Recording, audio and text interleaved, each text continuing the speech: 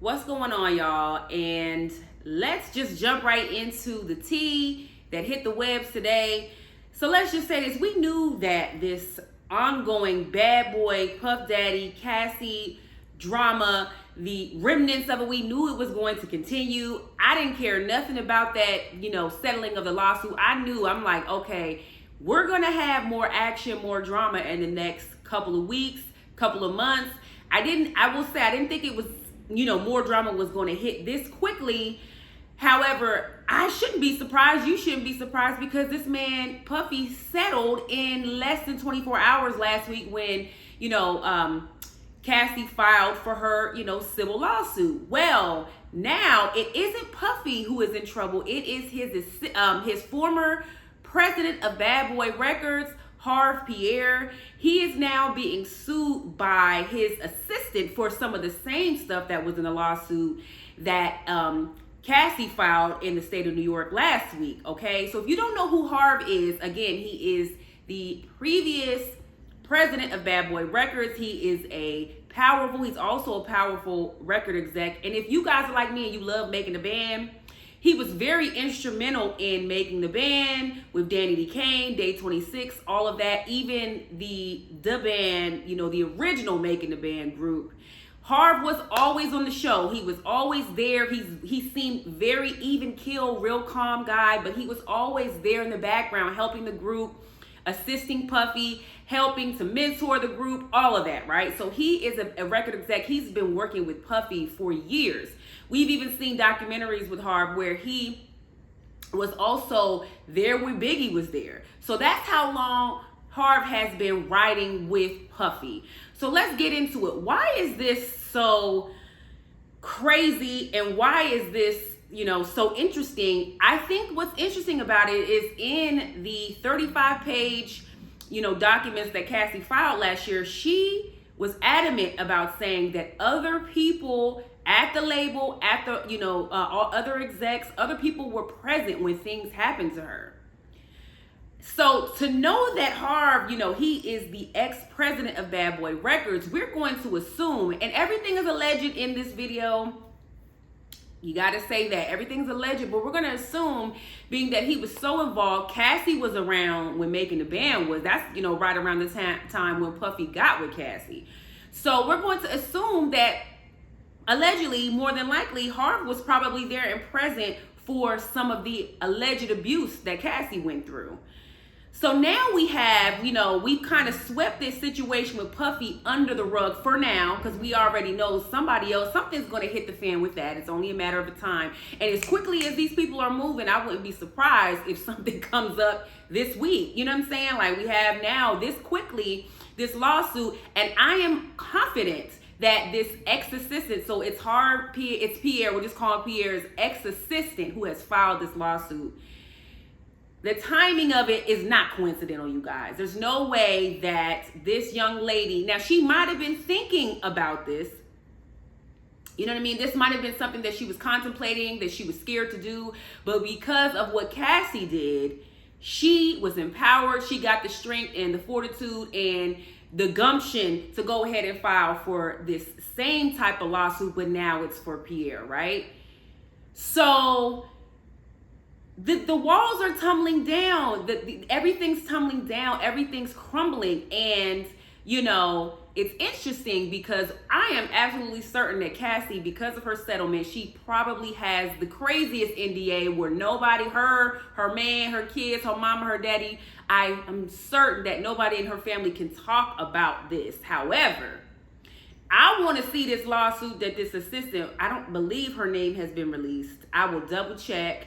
But I want to see the lawsuit that she put, because I wonder if Puffy's name's in it. Because just because Cassie can't say nothing, that don't mean that this young lady can't say that Puffy wasn't there and wasn't witnessing, all of this stuff. So much like y'all remember when, the Surviving R. Kelly documentary hit about 4 years ago, literally almost 4 years ago now. That documentary hit, it shook us all up. But one of the main focuses was not only was R. Kelly doing all of these egregious and disgusting things, everybody in his camp was enabling it. Everybody in his camp witnessed it. Other artists witnessed it. And it seems like that is exactly what the situation allegedly is here with Puffy. Okay? The thing that's sad, and I'm gonna tell y'all, I think a surviving P. Diddy is in the works, or it's gonna be coming, because the Bad Boy Enterprise umbrella is so much more powerful than R. Kelly. It is. I mean, we're not going to take R. Kelly's, talent and everything away from him. As trash as he is, you cannot, deny the fact that he was untalented. However, Bad Boy is a whole different beast with so many more businesses, so many more artists, so many more, just so much more to lose under the Bad Boy umbrella. And I think that we are in for a rude awakening when we see everything that's going on, okay? And outside of whatever's happening with Pierre and his assistant, we are seeing every single day more video of artists. 50 Cent, we have Jamie Foxx, we got different skits and things and different videos with Kevin Hart and Puffy and Usher and all these, the alleged Puffy holding Wale over a balcony on the 17th floor. People know what happened, y'all. People are just not talking. And so now that we see that Pierre has now this, looming lawsuit, I'm interested to see what is going to happen with that. I don't know what Harve Pierre's net worth is. I don't know if he has the money to hush the situation out like Puffy. But this could be potentially the smoking gun that we were all hoping for, that's going to really blow this thing out the water. That's really going to expose everything that we kind of were hoping. We were hoping that Cassie wouldn't settle, but the rumors are that Cassie received 9 figures in her settlement, which I've never seen or even been... that kind of money has never been dangled over my head. So I don't know how I would react or how I would feel or if I would take the money. So I'm not going to judge her for taking money like that. But what I will say is a lot of us, I'm kind of on the fence with being disappointed with her and also understanding why she would settle. But a lot of people, including Aubrey, Aubrey was heated.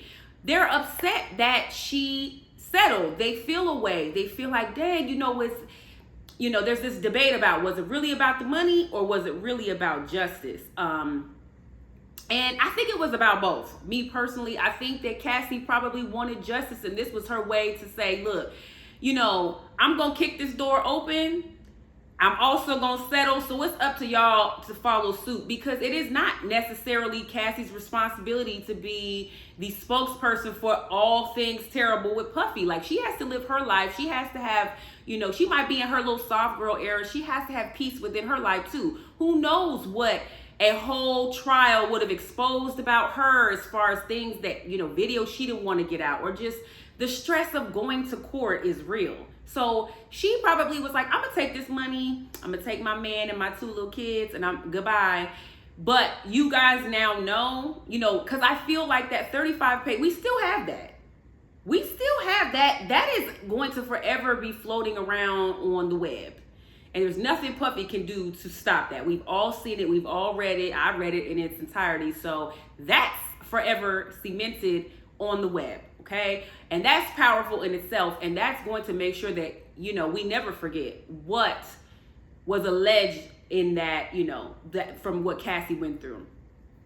But again, that has been settled for now, so it's kind of like there's just trickle down effects. Are we going to see more executives outside of just Harve Pierre that are going to be facing the same type of situation? Because again, Cassie said his people and executives and employees were around when she witnessed this. So if someone will, be present and allow themselves to let another person be abused, who's to say they're not also abusing people? So that's kind of where I'm at with it. So I'm not really surprised by this. We know that Harve was once Puffy's right-hand man. I'm not sure their relationship anymore. I'm going to assume they probably still have some type of business dealings with each other. But I'm telling y'all, we gonna see more. I feel like each week it's going to be something.